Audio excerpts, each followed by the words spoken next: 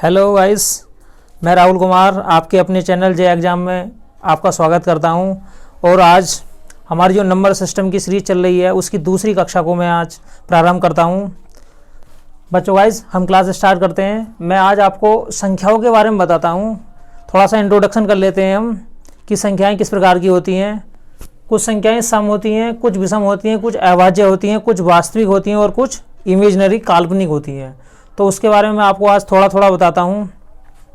सम संख्या ऐसी संख्याएं होती हैं जो दो से विभाजित होती हैं। सम संख्याएं ऐसी संख्याएं होती हैं जो 2 से विभाजित होती हैं, जैसे 2, 4, 6, 8, 10 आदि। विषम संख्याएं, अब विषम संख्याओं पे चलते हैं गाइस। हम विषम संख्याएं ऐसी संख्याएं होती हैं जो 2 से विभाजित नहीं होती हैं, जो 2 से विभाजित नहीं होती हैं,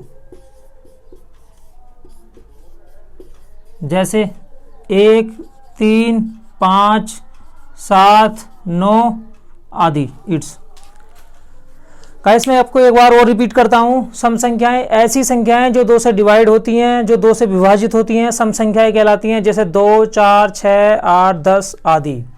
विषम संख्याएं, जो संख्याएं 2 से डिवाइड नहीं होती हैं, वह विषम संख्याएं कहलाती हैं, जैसे 1, 3, 5, 7, 9। ठीक है गाइस।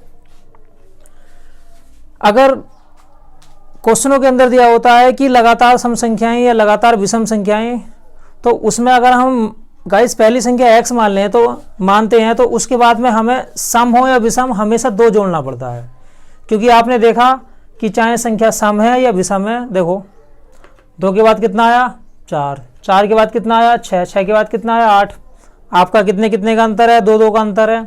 उसी प्रकार 1 के बाद क्या आया 3, 3 के बाद क्या आया 5 और 5 के बाद क्या आया 7। देखिए 2 का अंतर है। तो चाहे संख्याएं आपकी सम हो या विषम हो, अगर रेगुलर दी हुई हैं, लगातार दी हुई हैं, तो आपको 2 जोड़ना पड़ेगा। ठीक है गाइस। इसके बाद हम आगे बढ़ते हैं अपनी क्लास को। अभाज्य संख्याएं। अभाज्य संख्याएं क्या होती हैं? अभाज्य संख्याएं क्या होती हैं? देखिए, अभाज्य संख्याएं, अभाज्य संख्याएं, अभाज्य संख्याएं ऐसी संख्याएं जो खुद के अलावा किसी और से ना घटें, या फिर 1 के अलावा किसी और से ना घटें, जो खुद और 1 दोनों के अलावा किसी और से ना घटें, ऐसी अभाज्य संख्याएं होती हैं। जैसे सबसे छोटी अभाज्य संख्या होती है 2, और 2 के बाद 3, 3 के बाद 5, 5 के बाद 7, 7 के बाद 9 नहीं आएगा आपका 11, 11 के बाद 13।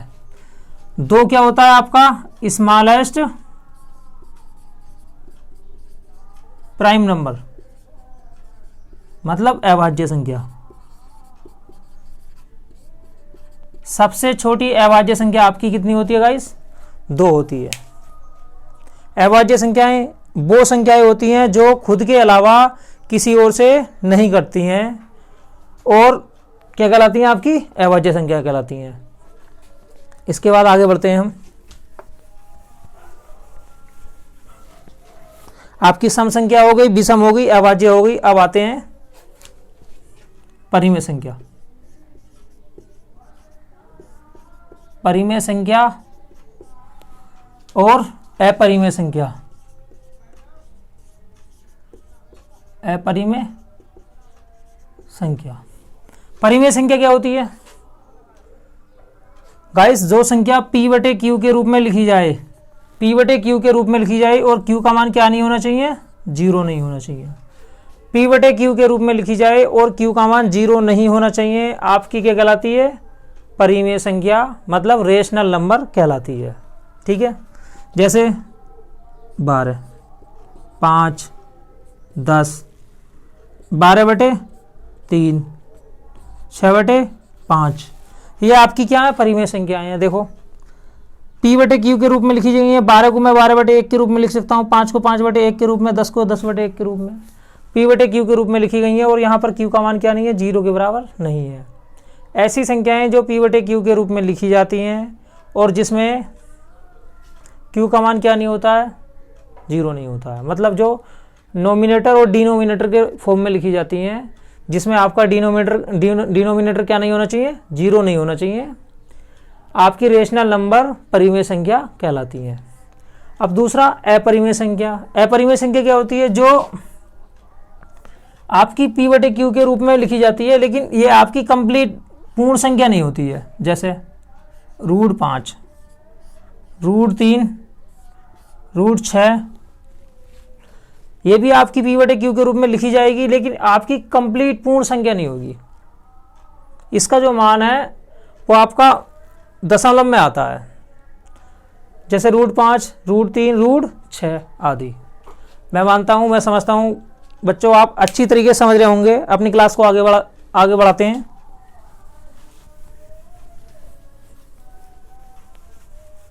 इसके बाद में आती है आपकी सम्मिश्र संख्या।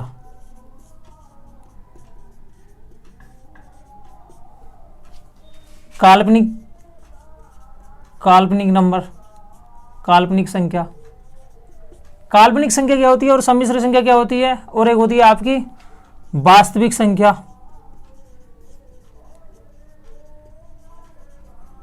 वास्तविक संख्या क्या होती है, सम्मिश्र संख्या क्या होती है, काल्पनिक संख्या क्या होती है।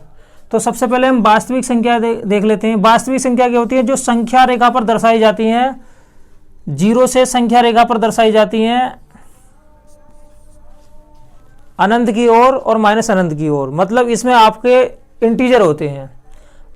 आपकी वास्तविक संख्याएं पॉजिटिव भी हो सकती हैं और निगेटिव भी हो सकती हैं, लेकिन क्या होती हैं भाई, ये आपकी संख्या रेखा पर दर्शाई जाती हैं। क्या कहलाती हैं, वास्तविक संख्याएं।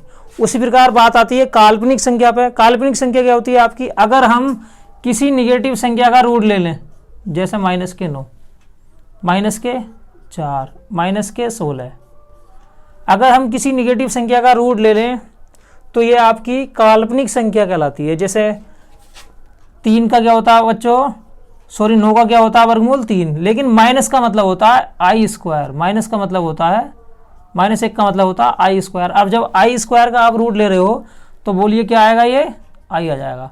तो आपका ये 3 आयोटा, और 4 का आ गया 2 आयोटा, और 16 का आ गया 4 आयोटा, क्योंकि i² का मान कितना होता है, -1। मैंने क्या करा, 16i² कर दिया। 16i² का क्या मतलब हो गया, +-4i +-4i। ऐसी संख्याएं अगर हम किसी निगेटिव संख्या का रूट लेते हैं तो वह क्या कहलाती है, काल्पनिक संख्या। मतलब आयोटा वाली संख्या काल्पनिक संख्या कहलाती है। तो गाइस मैं दोबारा समझाता हूँ, एक बार और आपको रिपीट करता हूँ। वास्तविक संख्या जो संख्या रेखा पर दर्शाई जाती हैं, पॉजिटिव भी हो सकती हैं, निगेटिव भी हो सकती हैं। काल्पनिक संख्या जो अगर हम किसी निगेटिव संख्या का रूट ले लें, किसी निगेटिव संख्या का रूट, किसी निगेटिव संख्या का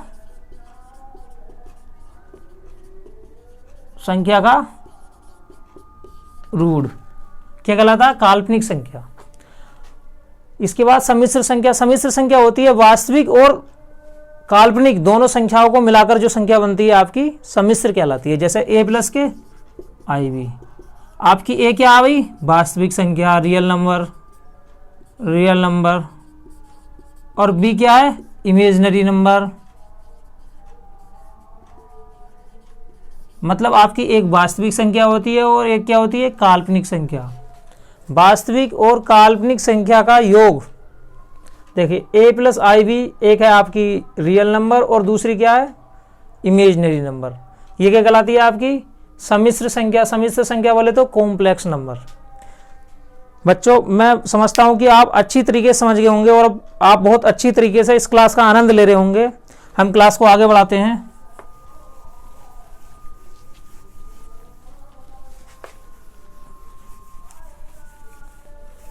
इसके बाद हम देखते हैं जातीय मान और स्थानीय मान।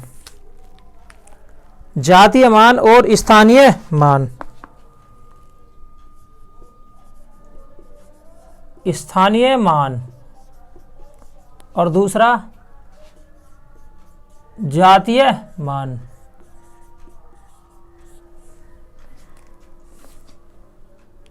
एक क्वेश्चन की मदद से हम इसे समझते हैं।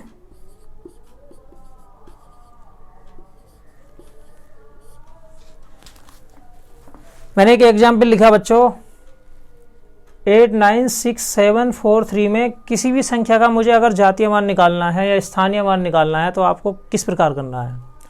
देखिए, मुझे 4 का स्थानीय मान निकालना है बच्चों, 4 का स्थानीय मान निकालना है और 4 का निकालना है मुझे जातीय मान। तो मैं कैसे करूँगा? जातीय मान निकालने के लिए ये देखिए सिर्फ ये 4 है ओनली। स्थानीय मान निकालने के लिए आपको देखना है इकाई दहाई, कौन से प्लेस पे है ये, इकाई दहाई, दहाई के प्लेस पे है। तो आप क्या करेंगे, 4 लिख के इसके आगे अंक देखो कितने, 1 अंक है, आपने 1 0 लगा दिया। ये क्या है बच्चों, 4 का स्थानीय मान है और 4 का जातीय मान है। अगर जातीय मान की बात करी जाए तो 4 का जातीय मान 4 है और स्थानीय मान कितना है, 40 है। 4 के अलावा मैं देखता हूँ 7, मुझे 7 का जातीय मान निकालना है। तो बच्चों 7 का जातीय मान, ये 7, इसकी जो फेस वैल्यू है वो कितनी है, 7 है। अगर बात करी जाए स्थानीय मान की तो आप 7 लिख के ये देखो इसके बाद कितने अंक हैं, इसके बाद 2 अंक है। तो आप क्या करोगे, 2 0 लगा दो। या देख लो इसका स्थान क्या है, इकाई दहाई सैकड़ा, इसका स्थान सैकड़े का है, मतलब ये 700वें स्थान पे आ रहा है। उसी प्रकार आपको 6 का निकालना है तो आप निकाल सकते हैं, 9 का निकालना है निकाल सकते हैं, 8 का निकालना है निकाल सकते हैं। अच्छी तरीके से आप समझ गए होंगे। क्लास को आगे बढ़ाते हैं। तो आज का हमारा जो मोस्ट इंपोर्टेंट टॉपिक है वो है गुणनखंड ज्ञात करना। गुणनखंड ज्ञात करना।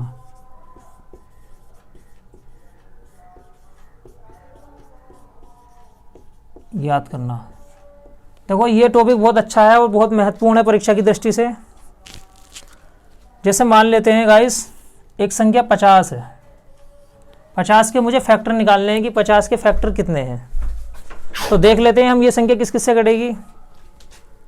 देखिएगा 50 किससे कट रहा है, 1 से कट रहा है, 2 से कट रहा है, 2 के बाद किससे कट रहा है, 5 से कट रहा है, 5 के बाद किससे कट रहा है बोलिएगा, 10 से कट रहा है, 10 के बाद किससे कट रहा है गाइस, 25 से कट रहा है, 25 के बाद किससे कट रहा है, 50 से कट रहा है। 1 2 3 4 5 6, इसके कितने फैक्टर आए, 6 फैक्टर आए। अगर छोटा सवाल आपके पास आता है तो आप ऐसे भी कर सकते हैं, लेकिन अगर सवाल आपके बहुत बड़े हो जाते हैं, जैसे 50 की बजाय 100 का पूछ लेता है, 200 का पूछ लेता है, 500 का पूछ लेता है, 1000 का पूछ लेता है, तो उसमें आपको प्रॉब्लम आती है। तो इसके लिए क्या तरीका देखिएगा, आपने 50 ले लिया, 50 ले लिया, उसके आप फैक्टर कीजिएगा, 2 से काटिएगा, 25 बार कटिएगा, फिर 5 से काटिएगा, 5 पंजे 25। इस प्रकार ही आया 2 की घात 1 और गुणा 5 की घात 2। देखो 2 की घात 1, क्योंकि 2 यहाँ पे सिंगल है, और 5 कितनी बार है, 2 बार। तो आपको क्या करना है, आपको इस 2 से 5 से मतलब नहीं है, आपको उसकी घात से मतलब है। आपको करना जैसे 1 है तो आप 1 में 1 जोड़ लीजिएगा, गुणा का चिन्ह, 2 में 1 जोड़ लीजिएगा, 1 और 1 कितने होते हैं, 2, 2 गुणा 3। इस तरीके से इसके फैक्टर कितने हो गए गाइस, 6 फैक्टर हो गए इसके। कितने फैक्टर हो गए इसके बोलिए, 6। देखो ये तरीका बहुत अच्छा है, एक बार और समझा देता हूँ। 50 के आपने फैक्टर कर लिए, 2 से काटा 25 बार, 5 से काटा फिर 5 बार, 2 की घात 1 गुणा 5 की घात 2। अब क्या करना है, जो आपकी इसकी घात होती है उस घात में 1 जोड़ना है, 1 + 1 बीच में मल्टीप्लाई, 2 में 1 जोड़ो, 2 + 1 3 हो गया। अब 2 गुणा 3 कितना हो गया, 6। इस प्रकार इसके फैक्टर कितने हो गए, 6। अच्छी तरीके से समझ गए होंगे बच्चों। नेक्स्ट क्वेश्चन लेते हैं, हम करते हैं 100 के गुणनखंड ज्ञात करना। 100 के गुणनखंड ज्ञात कीजिएगा, 100 के। देखो 100 के गुणनखंड भी मैं बिल्कुल बेस से भी बताऊंगा और इस तरीके से बताऊंगा। आप 2 से काटिएगा, 2 से 50 बार कट गया, फिर 2 से काटो 25 बार, फिर 5 से काटो 5 बार। इस तरीके से आया आपकी 2 की घात 2 और गुणा 5 की घात 2। अब आपको कुछ मतलब नहीं है, ना 2 से मतलब है, ना 5 से मतलब है, आपको मतलब है इसकी घात से। आप क्या करोगे, घात में 1 जोड़ो, बीच में मल्टीप्लाई का चिन्ह, इसमें 1 जोड़ो, कितना हो गया, 3 गुणा 3। इस तरीके से कितने फैक्टर आ रहे हैं बच्चों इसके, 9 फैक्टर आ रहे हैं। बहुत सिंपल है, आप चुटकी में मात्र 10 सेकंड के अंदर या 5 सेकंड के अंदर अपने सवाल को सोल्व कर सकते हैं। अब देख लेते हैं हम कौन कौन से नो फैक्टर हैं 100 के। तो गाइस मुझे पता है 100 के कौन कौन से फैक्टर हैं भाई। पहला क्या है 1, 1 के बाद क्या है 2, अब 2 के बाद बोलो किससे कटेगा 4 से, 4 के बाद किससे कटेगा 5 से, 5 के बाद किससे कटेगा ये 10 से, 10 के बाद किससे कटेगा 20 से, 20 के बाद किससे कटेगा 25 से, 25 के बाद किससे कटेगा ये 50 से, और 50 के बाद खुद किससे कटेगा ये 100 से। गिनिएगा 1 2 3 4 5 6 7 8 9, 9 ही फैक्टर आ रहे हैं गाइस। इसके अलावा 100 किसी से भी नहीं कटेगा। और आपने देखा अगर छोटी मोटी संख्याएं हैं तो आप इस प्रकार से भी कर सकते हैं। कभी कभी भूल जाते हैं बच्चे, दिमाग पर एकदम नहीं आता है तरीका, तो आप ऐसा कर सकते हैं। लेकिन फिर भी ज़्यादा प्रैक्टिस की मदद से, जितनी आप प्रैक्टिस ज़्यादा करोगे एकदम आप कंठस्थ रहोगे, कभी भी नहीं भूलोगे। आप इस तरीके को फॉलो करो, एकदम सवाल को मात्र 5-6 सेकंड के अंदर कर सकते हो। आगे बढ़ते हैं बच्चों।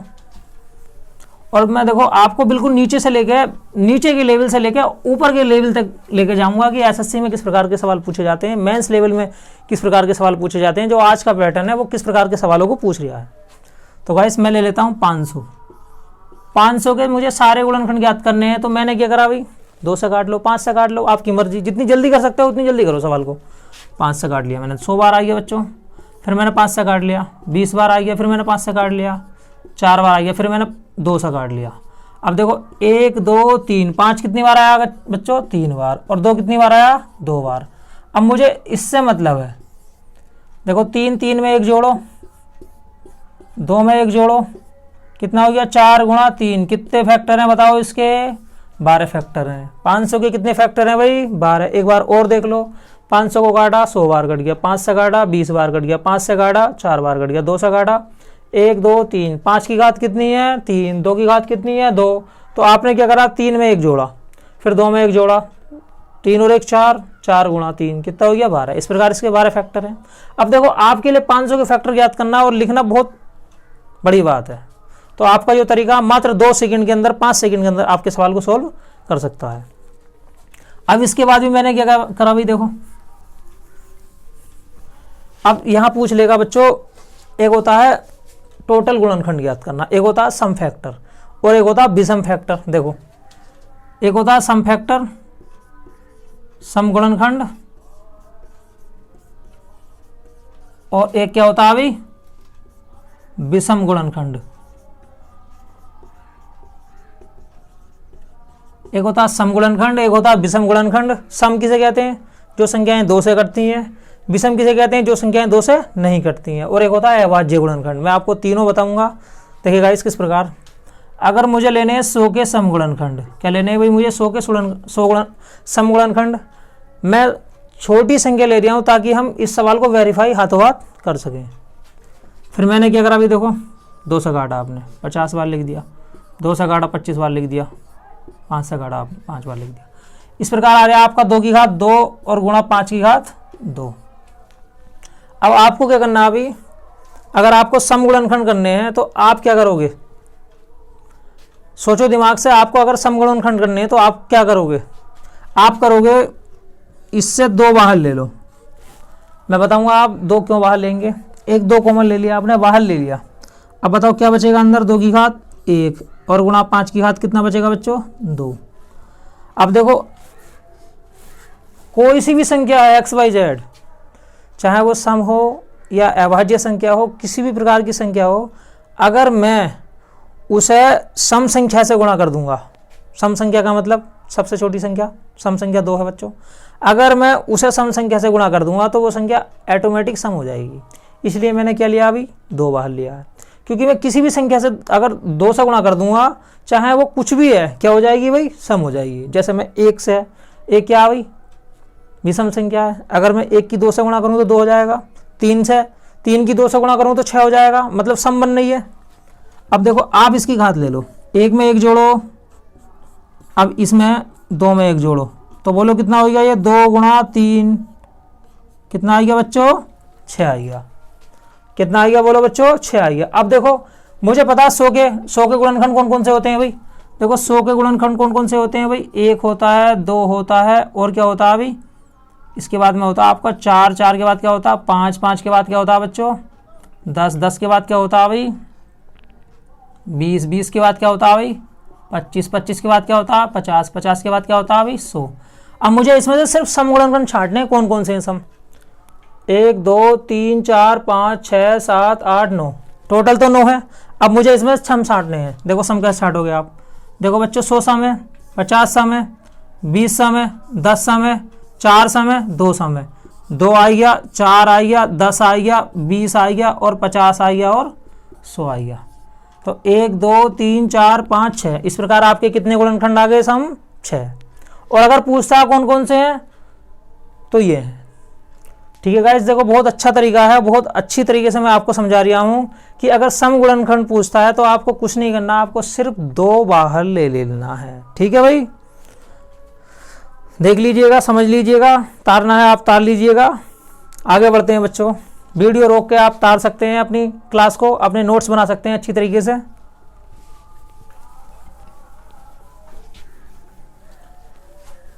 अब देखिएगा, हम ले लेते हैं 500। 500 के मुझे सम गुणनखंड ज्ञात करने हैं बच्चों। 500 के क्या ज्ञात करने हैं भाई, 500 के सम गुणनखंड।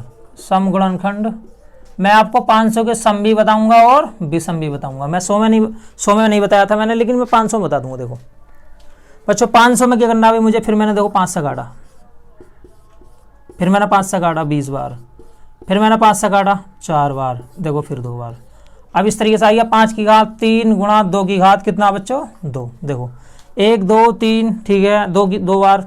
अब मुझे सम गुणनखंड बनाना है तो बहुत सिंपल है, मुझे कुछ नहीं करना, मुझे सिर्फ 1 2 बाहर लेना है।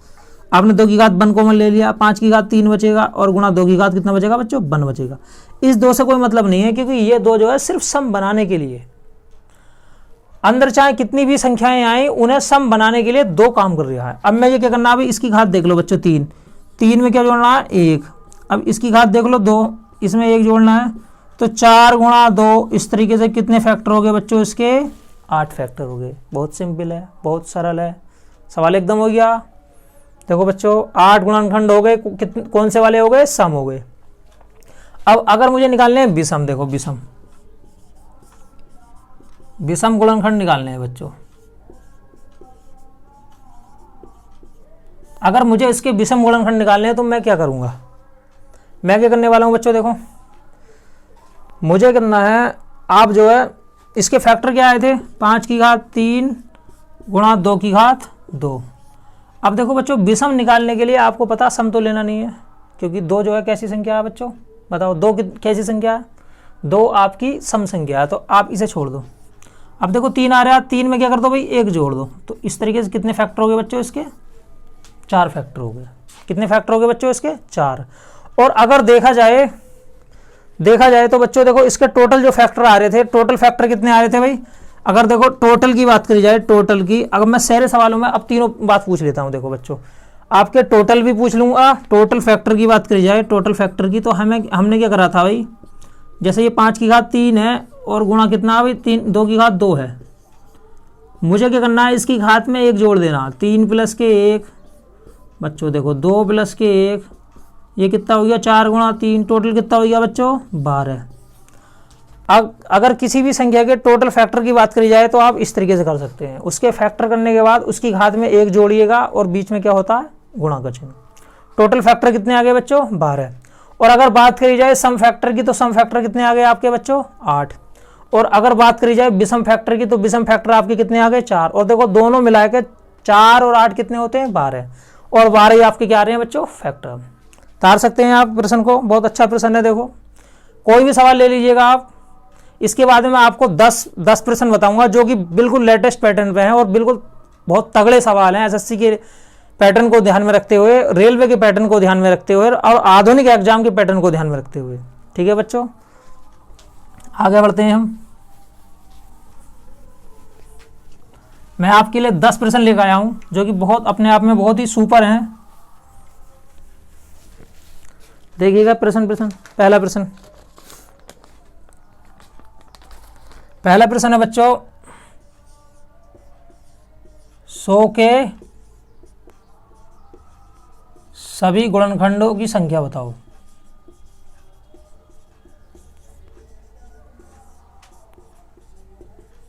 ऑप्शन देता हूं आपको, पहला ऑप्शन है 9, दूसरा ऑप्शन है 10 और तीसरा ऑप्शन है 12 और चौथा ऑप्शन है 5। बहुत सिंपल सवाल है, आपको 100 के सभी गुणनखंड बताने हैं। तो आपने क्या करना है बच्चों, देखो ये 100 ले लिया, 5 से काट लो 20 बार कट गया, 5 से काट लो 4 बार कट गया, 2 से काट लो 2 बार, क्या आ गया 5 की घात 2 और गुणा 2 की घात 2। आपको घात पे ध्यान देना है, आप इस घात में एक जोड़ दो, 2 + 1, बीच में गुणा का चिन्ह, 2 + 1, 3 गुणा 3 कितने फैक्टर हो गए बच्चों, 9। बोलिए कौन सा ऑप्शन सही है, पहला ऑप्शन सही है। मात्र 2 सेकंड के अंदर सवाल उड़ गया आपका। ठीक है बच्चों, नेक्स्ट क्वेश्चन करते हैं।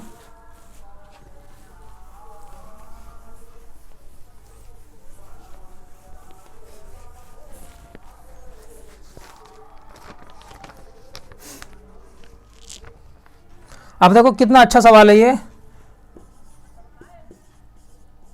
2160 के ऐसे गुणनखंड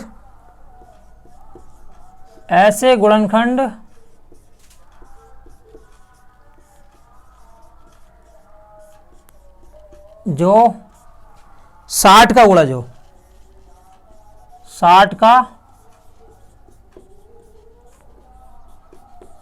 गुणा, जो पहला ऑप्शन 8,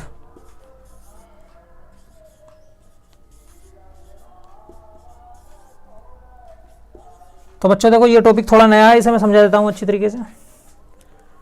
हम किसी भी चीज़ के कितने भी फैक्टर निकाल सकते हैं, मैंने आपको बताया। आप टोटल फैक्टर निकाल सकते हैं बच्चों, आप निकाल सकते हैं सम फैक्टर, आप निकाल सकते हैं विषम फैक्टर। उसके साथ साथ में अगर हम ऐसे फैक्टर निकालें जो किसी एक स्पेशल चीज़ का गुणा, जो देखो किस प्रकार करते हैं। जैसे मैंने आपको बताया था, अगर हम सम फैक्टर की बात करते हैं तो हम 2 बाहर लेते हैं। हमने 2 बाहर क्यों लिया, क्योंकि मुझे उस संख्या को सम बनाना है। अगर मुझे 60 का फैक्टर लेना है तो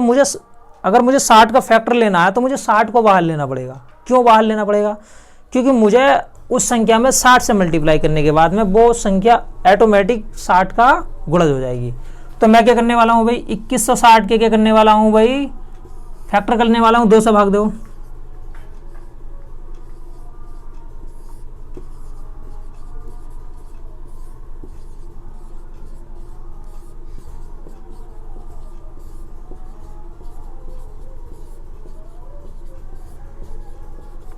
देखिएगा 1 2 3 4, 2 कितनी बार आया हुआ बच्चों, 4 बार। 3 कितनी बार आया, 5 कितनी बार आया हुआ, 1 बार। और 3 कितनी बार आया हुआ बच्चों, 3 बार। अब देखो टोटल फैक्टर निकालना तो बहुत आसान है। आप क्या करोगे, इसमें एक जोड़ो, इसमें एक जोड़ो, इसमें एक जोड़ो, गुणा कर दो। क्लियर है। सम फैक्टर निकालना भी आसान है, विषम फैक्टर निकालना भी आसान है। और 60 का गुणज किस प्रकार निकलता है, देखो मेरा सवाल है 60 का गुणज, तो मैं क्या करता हूँ भाई, अगर सम गुणज की बात करता तो मैं 2 बाहर लेता। ठीक है, मैं इसमें 60 बाहर निकाल लेता हूँ। देखो 60 बाहर निकालने के लिए आपको क्या करना है, 2 की घात 2 बाहर निकालो, क्योंकि 2 की घात 2 का मतलब होता है 2 दूनी 4। अब 4 4 पंजे 20, 5 बाहर निकालना पड़ेगा। देखो 2 दूनी 4, 4 पंजे 20, 20 के बाद कितना हो गया 3, क्योंकि 20 दिया 60। अब आपने 2 की घात 2 निकाला बाहर, क्योंकि इसका मतलब 4 है, 4 पंजे 20, 20 दिया 60, 60 बाहर निकाल लिया आपने। कितना बचा बच्चों, 2 की घात 2, 5 तो बचेगा ही नहीं, और 3 की घात कितना बचा बच्चों, 2 बचा। अब देखो जो भी अंदर फैक्टर आएंगे, उसमें जो भी संख्याएं आएंगी, जो भी फैक्टर आएंगे, उसमें किससे गुणा हो रही है, 60 से गुणा हो रही है। और जब 60 से गुणा हो रही है तो वो 60 का फैक्टर तो बन ही जाएगा।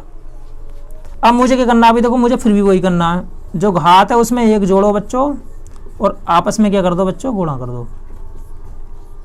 3 गुणा 2 3। बताओ कितने फैक्टर आ गए इसके बच्चों, 9 फैक्टर आ गए। कौन सा ऑप्शन सही है बोलो, दूसरा ऑप्शन आपका सही है। तो हम किसी भी प्रकार की जरूरी नहीं है मुझे 60 का निकालना है, मैं किसका निकाल सकता हूं, मैं 15 का भी निकाल सकता हूं, मैं 20 का भी निकाल सकता हूं, मैं 120 का भी निकाल सकता हूं। आपको ये सवाल भारी लगता होगा, लेकिन मेरे समझाने के बाद में आप इस सवाल को कभी भी मिस नहीं करेंगे, कभी भी स्किप नहीं करेंगे, एकदम अच्छी तरीके से समझ में होंगे। ठीक है बच्चों, आगे बढ़ते हैं हम।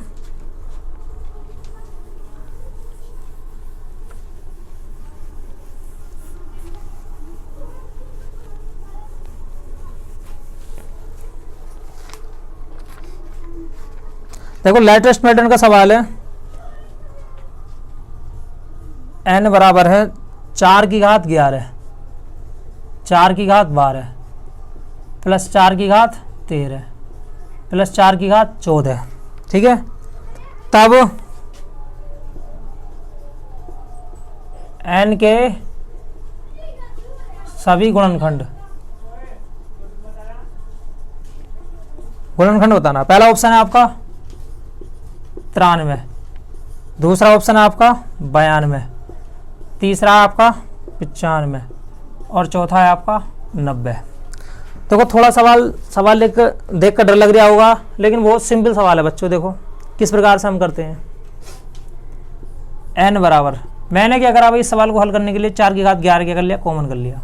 अब जब 4 की घात 11 कॉमन कर लिया, क्योंकि 4 की घात 11 सब में है, 12 में भी है। 4 की घात 12 का मतलब है 4 की घात 11 गुणा 4 की घात 1। ठीक है बच्चों, आप इस बात को समझ सकते हैं। 4 की घात 13 का मतलब होता है 4 की घात 11 गुणा 4 की घात 2, मतलब 11 सब में है।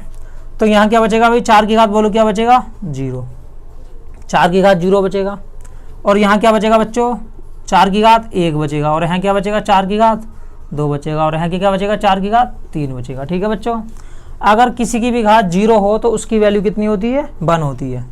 तो 4 की घात 11 1 प्लस 4 की घात 1 का मतलब 4, इसका मतलब 16 और इसका मतलब 4 4 16 चौका 64। आप इन्हें जोड़ लीजिएगा, 16 पंजे 80, 80 और 5 85, 4 की घात 11 गुणा 85। अब बिल्कुल वही पैटर्न बन गया जो पहले था। अब देखो मैं क्या करता हूँ बच्चों, 4 को जो है ना मुझे तोड़ लेना। 4 का मतलब होता है 2 गुणा 2, ये हो गया 2 की घात 22, 2 गुणा 2 मतलब 2 की घात 11 गुणा 2 की घात 11, या आप कर लो 2 की घात 2 फिर उसके बाद 11, तो कितना आएगा 2 की घात 22। देखो आप इस तरीके से कर सकते हैं बच्चों, अगर समझ में नहीं आ रहा। 2 की घात 2 और ये क्या बाद में देखो 11, और 85 का मतलब होता है 5 गुणा 17, 17 पंजे 85। अब देखो 11 दूनी 22, इस तरीके से आ गया आपका 2 की घात कितना आ गया भाई 22 और गुणा 5 की घात 1 और गुणा 17 की घात 1। अब देखो टोटल फैक्टर याद करना कौन सी बड़ी बात है, मैंने आपको बताया है, आप सिर्फ घात पे ध्यान दो।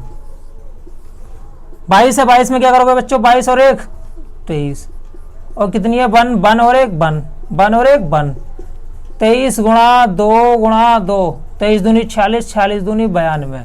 कौन सा ऑप्शन सही है बच्चों, दूसरा ऑप्शन सही है।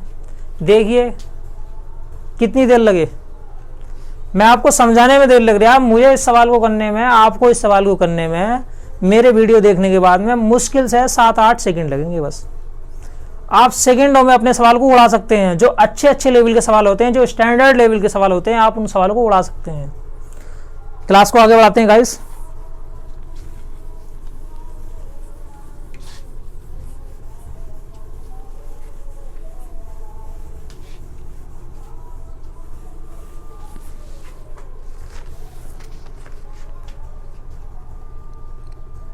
अगर मैंने बोला भाई n का मान है 3 की घात 10 प्लस 3 की घात 11 प्लस 3 की घात 12 प्लस 3 की घात 14, तब n के सभी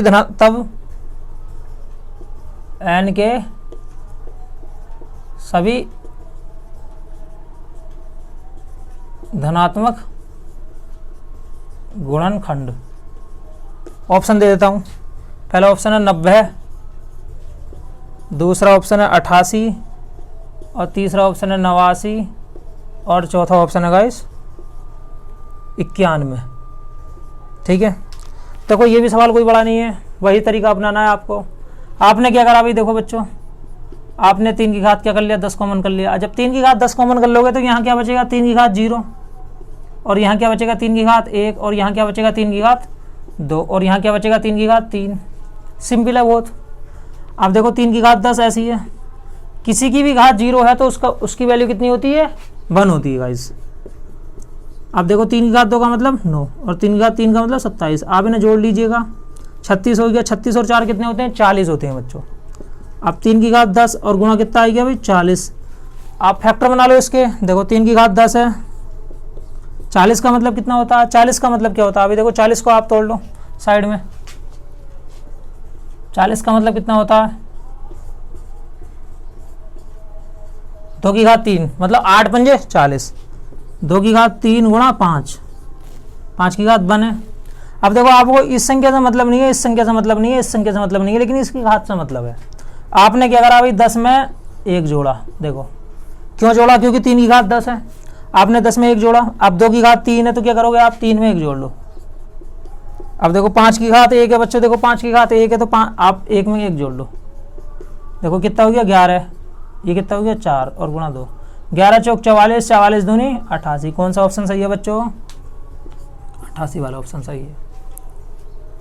ठीक है बच्चों, देखो कितनी चंद सेकंड में, थोड़ा समझाने में टाइम लग रहा है, मुश्किल से 5 सेकंड लगेंगे इस सवाल को हल करने में। आप एकदम चुटकी में सवाल हल कर सकते हैं, एकदम चुटकी में। ठीक है गाइस, आगे बढ़ते हैं हम क्लास को। इसके बाद में हम आगे बढ़ते हैं